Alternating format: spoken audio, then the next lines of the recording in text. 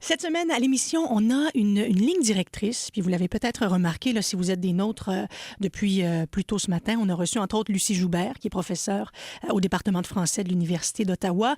Lucie qui nous a parlé de Madeleine Gagnon, qui est une des premières théoriciennes féministes au Québec, qui avait écrit, cette femme-là, que toutes les femmes qui avaient été brûlées vives au Moyen Âge, celles qu'on appelait les sorcières, bien, elles avaient subi ce sort-là parce qu'elles en savaient trop, que le savoir était dangereux chez une femme. Puis on a reçu ce matin l'auteur, le poète David Ménard, qui lui vient de publier Poupée de rouille chez l'Interligne, qui est un recueil où il réhabilite la Corriveau, Marie-Joseph Corriveau.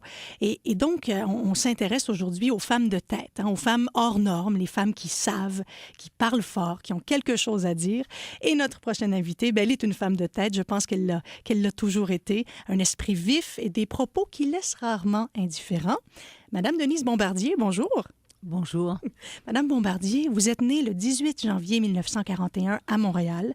Vous avez porté tous les chapeaux, journaliste, romancière, essayiste, productrice, animatrice. Vous avez même écrit une chanson pour Céline Dion, une cerise sur, sur le Sunday. Et un livre sur elle aussi. Oui, absolument. Puis ce matin, vous faites paraître vos mémoires. Ça s'appelle « Une vie sans peur et sans regret ». Denise Bombardier, est-ce que vous vous décrivez comme une femme hors norme, vous?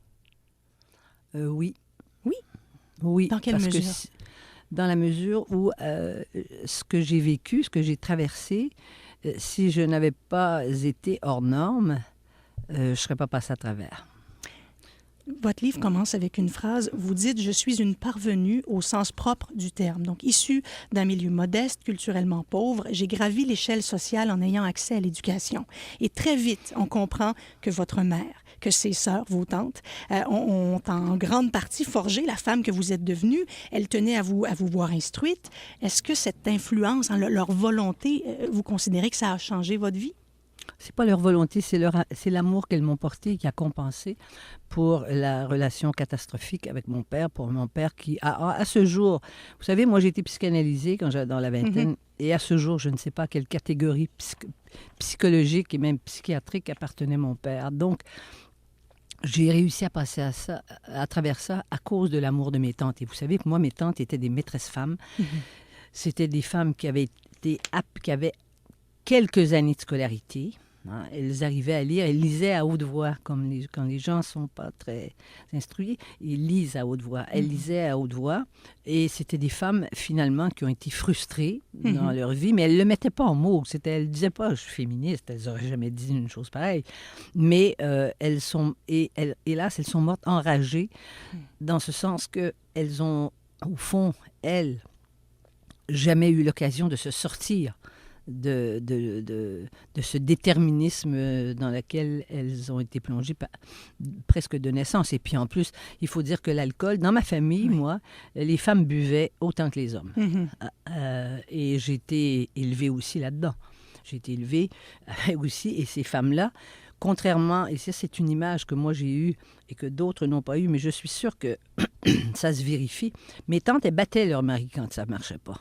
C'est-à-dire, elle ne les battait pas à coups de poing, ils ne se ramassaient pas à l'hôpital, forcément. À coups de mots, non. Quand même. Non. Avec des grandes claques dans la figure. Mais bien sûr, quand un de mes oncles disait une niaiserie, ma tante Edna qui était la plus intelligente de toutes, qui avait le physique d'Édith Piaf et qui buvait comme un trou, Edna, elle arrivait par derrière, là, elle se donnait un élan avec sa main, bang, elle envoyait une... Il ne disait rien, il se laissait faire.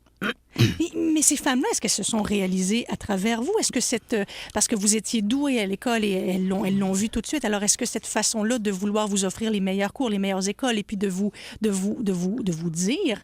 C'est ma mère, ça. C'est ma mère qui était la 11e de la famille, parce que ça, c'est mes tantes du côté maternel. C'est ma mère qui, elle, voulait que je sois instruite. Mais mes tantes, ma tante Irma, qui était une autre tante, qui était d'une beauté... jetée par terre quand elle était jeune, qui avait été courtisée par toutes sortes d'avocats de mort. Ben oui. Mais bien sûr, qui couchait avec elle, fois. Et puis après, il allait marier celle avec laquelle il n'avait pas couché, quoi. Et qui était de la même classe sociale. Ça se faisait comme ça. Il ne faut pas oublier que quand même, il y avait des classes sociales au Québec. Et alors donc, ma tante Irma me disait une chose, c'était quand même... je le voyais quand elle en parlait. Elle disait, quand tu vas être grande, là, tu vas sortir avec des hommes. Puis il faut que ça soit des hommes smart. Là, je vais parler comme ma tante. Oui. Il faut que ça soit des hommes smart. Puis elle dit, ce qu'il faut que tu regardes, là, tu regarderas toujours la poche. Si la poche est grosse, parce qu'à l'époque, il n'y avait pas de carte de crédit. Et les hommes, ils se promenaient avec des liasses de billets. Voilà ce qu'elle me disait. Mais donc, elle n'aurait pas payé. Oui, mais elle n'aurait pas payé pour que j'aille à l'école. Je dirais, ils n'étaient pas là. Ma tante Edna non plus, ils n'auraient pas... Je pense pas qu'ils auraient payé de longues études, non. Mais ils auraient voulu, et ma tante Lucienne, que j'ai appelée Gloria, parce que j'ai fait un livre sur mes tantes, un roman, parce que j'ai fait sous forme de roman, parce que je me suis dit... j'étais pas encore prête à tout dire d'une certaine façon sur elle. Alors donc, j'avais pas envie qu'il y en avait une qui était déjà morte du haut du ciel, qu'elle me donne des coups de bâton sur la tête à chaque jour, ou les autres, qu'elle me, comme elle disait, on va te déshériter. Elles avaient presque rien. Elles avaient presque rien, mais ce qu'elles avaient, le peu qu'elles avaient, effectivement, elles me l'ont laissé. Ma tante Lucienne ne me l'a laissé qu'à moi, rien à mon frère et à ma sœur. Elle avait un petit magot de toute sa vie qu'elle avait ramassé. Bon. Et donc, elles étaient... Ma mère, elle, considérait que tout ça était très, très important. Et le moteur de ça, ça a été ma mère avec laquelle j'ai eu aussi un rapport extrêmement passionnel et extrêmement difficile, mais jusqu'à la fin de sa vie, en fait. Mais et puis vous l'avez amené marcher dans les rues de Paris. Il y a du beau, il y a les moments difficiles au début du livre qu'on reçoit, mais il y a ces moments en France aussi. Mais dites-moi, vous écrivez dans le livre, Denise Bombardier, « Une enfance difficile forme le caractère ». Est-ce que vous seriez devenu qui vous êtes aujourd'hui sans cette enfance-là, que vous avez eue, sans cette famille-là, sans même votre père que vous avez qualifié de terroriste familial? Oui. Non, je ne serais jamais devenue ça. Parce que si on veut comprendre pourquoi je me suis battue toute ma vie puis que j'ai pas eu peur, finalement. Ça se peut, que j'ai pas eu vraiment peur. Oui, ça s'apprend très bien. Parce que les avantages de ne pas avoir peur sont tellement grands. Oui, mais il faut le maîtriser. Oui, mais écoutez, je ne peux pas expliquer ça. Hein, je suis née comme ça, j'ai un tempérament comme ça, mais je crois qu'au départ, ce qui a consolidé ma capacité de ne pas être une victime dans la vie, ça a été l'affection. Parce que moi, mes tantes, elles étaient mariées, mais celles qui étaient mariées, et ma tante Lucie n'était pas mariée, elles n'avaient pas d'enfants. Donc, elles ont reporté l'affection maternelle sur moi aussi. Et elles me défendaient contre mon père, parce que toutes ces femmes-là trouvaient que mon père était un fou.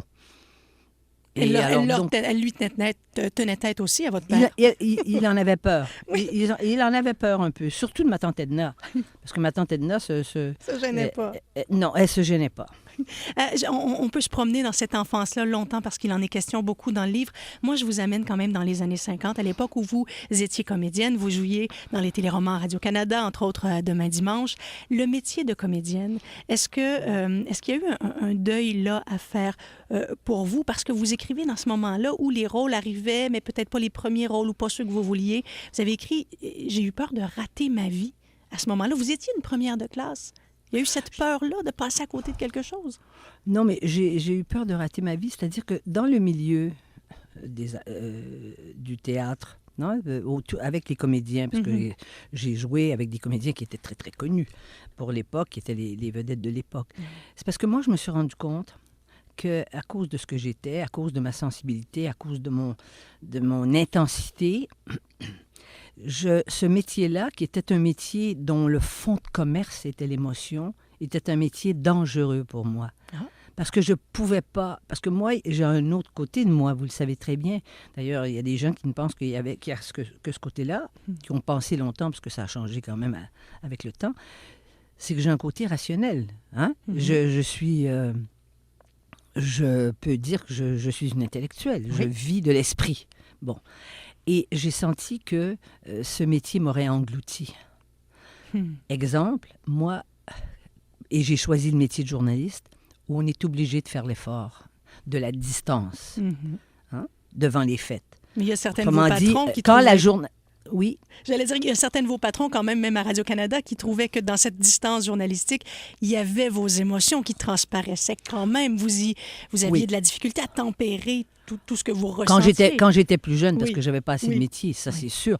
Mais c'était pas, j'étais pas militante de rien. J'ai été militante dans la vie, mais j'étais capable de faire la coupure. C'était pas pour ça. C'était effectivement que j'en mettais trop, quoi. Mais parce que moi, personnellement, si je descendais dans la rue puis qu'il y avait une manifestation, s'il y en avait 50 000, j'en voyais 75 000.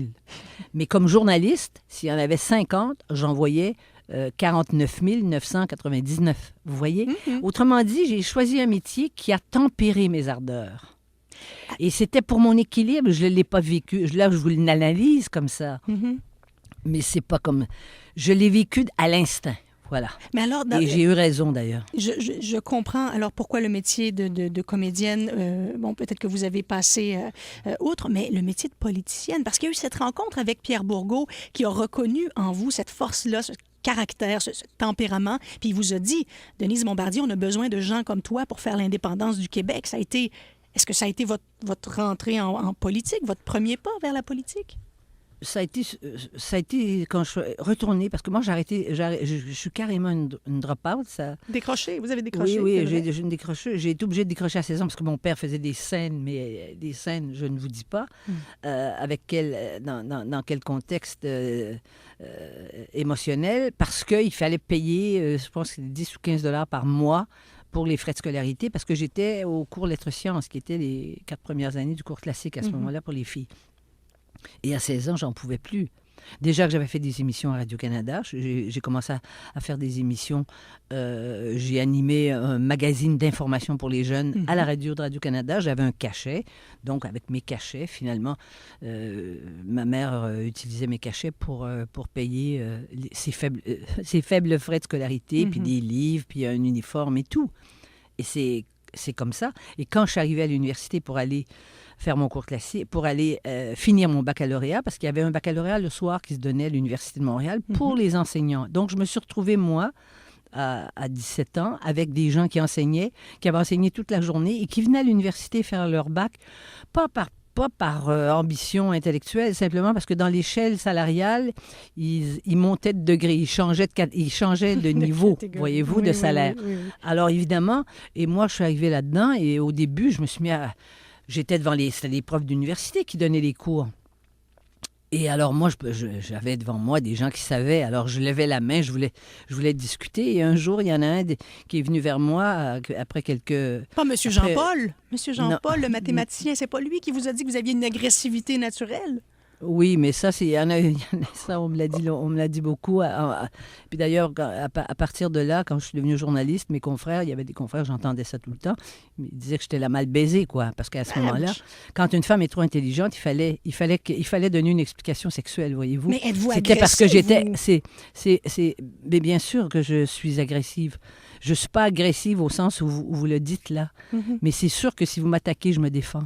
Et si je ne m'étais pas défendue, je ne serais pas ici pour vous parler, je n'aurais pas fait la vie que j'ai faite, je n'aurais pas réussi ce que j'ai réussi dans la vie, et puis que je continue, parce que finalement, j'ai tout le monde à l'usure, moi, dans la vie. Les gens et quand les gens disent « on pensait que vous étiez comme ça, mon Dieu, vous êtes tellement gentil, puis mon Dieu », parce que moi, j'aime les gens, et j'ai un sens de l'humour qui m'a protégée aussi beaucoup. Parce que si je n'avais pas eu le sens de l'humour, et contrairement à ce que les gens primaires qui sont au premier degré croient, moi, très souvent, quand je parle, je suis au second, puis au troisième degré, puis parfois au quatrième. Mais les degrés se portent très mal au Québec, et je le sais parce que j'écris. Et quand on écrit au deuxième degré, les gens ne comprennent pas. Les Québécois sont vraiment premier degré, et de plus en plus, et ça, c'est vraiment quelque chose d'important qui se perd, parce que ça veut dire que ce sont les nuances qui se perdent. Et est-ce que, je veux parler aussi des hommes, parce que les hommes de votre vie, les hommes que vous avez aimés sont présents beaucoup dans votre livre, et il y en a plusieurs hommes qui ont eu peur de vous, qui se sont sentis intimidés par cet enthousiasme-là, par ce goût du débat, par l'affrontement, par l'énergie, et il y a eu Claude Sylvestre, qui a été le père, qui est le père de votre fils. Qui était un des patrons de Radio-Canada. Qui a été le réalisateur de René Lévesque à Point-de-Mire. Voilà, oui. Et Claude Sylvestre, c'est quand même lui qui vous a amené en France. C'est avec M. Sylvestre que vous vous êtes retrouvée assise dans un avion et que vous êtes partie pour 3 ans et demi en France. C'est-à-dire que lui a été nommé en poste pour le représentant de Radio-Canada au bureau de Paris. Et moi, à ce moment-là, j'ai décidé, j'avais déjà terminé ma maîtrise en sciences politiques, et là, j'ai décidé de quitter. Et c'était au début de ma carrière. Là, j'étais devenue animatrice à la intervieweur à la télévision, oui. Puis vous avez dit, en vous assoyant dans l'avion, vous écrivez « J'ignorais que la personne que j'étais ne serait pas celle qui reviendrait à Montréal 3 ans et demi plus tard. » Qu'est-ce que vous a fait la France, Denise? Je ne suis jamais revenue. En un sens, c'est ça quand on habite un autre pays. Et surtout, je suis arrivée en Europe. Je suis arrivée au moment où, en France quand même, c'était encore la France mythique, je dirais. Et j'ai fait mes études, j'ai fait un doctorat, et j'ai travaillé pour l'ensemble des émissions de Radio-Canada, mais c'est parce que là, j'ai pris le sens des proportions, voyez-vous. Hein? Moi, je ne dirais pas que vous savez, les Québécois ne savent pas que l'histoire est tragique. Je suis arrivée sur un continent où tout le monde savait que l'histoire était tragique, parce que je suis arrivée sur le continent et le mur de Berlin n'était pas encore tombé, et il y avait eu le nazisme, et puis il y avait le communisme quand même, il y avait l'Union soviétique, il y avait le communisme qui a décimé, je dirais, la pensée et qui a détruit, qui a empêché le progrès, et c'était la fin de ça. Donc, j'ai compris que nos problèmes à nous étaient bien faibles. C'était évidemment des problèmes. On avait des problèmes chez nous.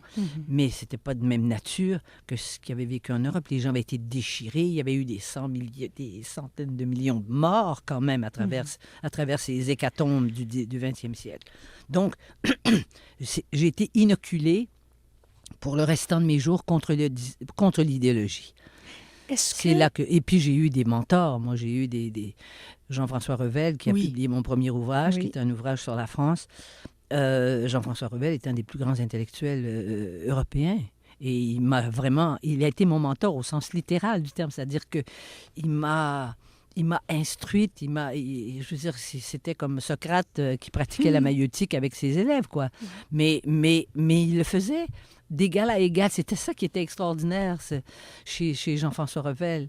C'est que c'était un savant, mais d'une sensibilité extrême, qui a écrit avant tout le monde, qui a compris des choses justement sur le régime soviétique. Hein? Mais quand vous êtes revenu, vous n'étiez pas nostalgique de tout ça. Comment on revient de tout ça et comment on revient de tout ça en sachant qu'on peut prendre l'avion n'importe quand puis y retourner et qu'on a des amis pour la vie. Parce que l'amitié dans les pays où les gens ont été déchirés par des guerres, donc ils ont perdu des amis, l'amitié est plus précieuse. Hein? On ne peut pas être ami tout de suite avec quelqu'un en France. Tu sais, on n'est pas copain-copain, c'est pas ça. Ça, c'est la surface. Mais quand on est amis pour la vie. Alors, c'est ce qui m'est arrivé, quoi. Est-ce que vous êtes une nostalgique? D'abord, est-ce que vous avez l'impression que vous êtes né dans la bonne époque? Parce que vous êtes né Je suis née dans la meilleure des époques du 20e siècle, parce que j'ai vu, au Québec, j'ai vu l'éblouissement de la Révolution tranquille, où les choses changeaient. Moi, à 20 ans, j'ai vu que la politique pouvait changer des choses, et changer des choses pour le mieux. J'ai connu la grande époque de l'histoire du Québec du 20e siècle. Êtes-vous désillusionné aujourd'hui quand vous regardez la politique aujourd'hui, comment on fait les choses? Justement, quand on a vécu la Grande Noirceur, quand on a vu... Moi, je n'ai pas vécu la Grande Noirceur comme ça, parce que moi, les religieuses, même si elles racontaient des sornettes, moi, mon père à la maison était anticlérical, puis il disait... Anti-Duplessis, oui.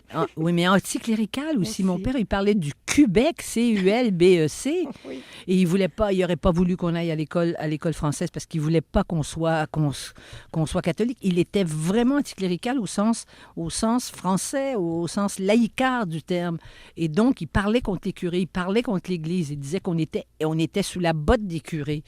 Et moi, ce discours-là, je l'entendais à la maison. Alors, quand les sœurs, puis il y avait pas toutes les religieuses qui étaient des sottes non plus, mais quand les sœurs nous racontaient leurs sornettes, moi, j'avais entendu l'autre discours. Et je le trouvais terrible, le discours de mon père, parce que ça le diabolisait encore plus, d'une certaine façon.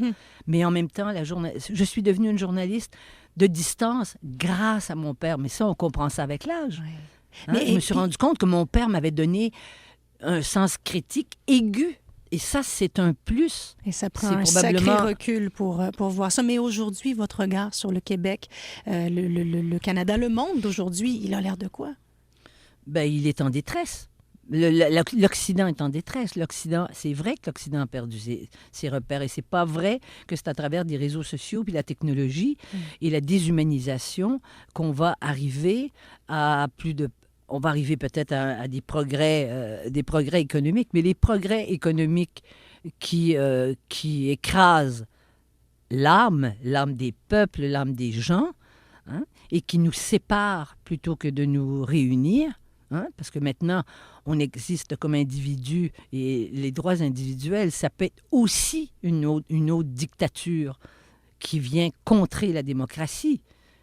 Alors donc, et que chacun croit qu'il est sa propre planète, hein, et puis ça donne... ça s'appelle du narcissisme. Mais est-ce qu'il est trop tard pour renverser la vapeur? Écoutez, moi, je ne sais pas. C'est pas comme ça. Vous savez, l'évolution, ça se fait sur des siècles, mais c'est pas vrai que plus on avance, plus c'est le progrès. Parce que c'est nier l'histoire. Et l'histoire, qu'est-ce qu'elle nous raconte? Que les grands empires puissants, hein, qui ont dominé pas seulement économiquement, mais qui ont dominé spirituellement et intellectuellement et culturellement. Il y a des empires, mais qui sont écroulés, évidemment. Prenons les Grecs, prenons les Romains, prenons les Égyptiens.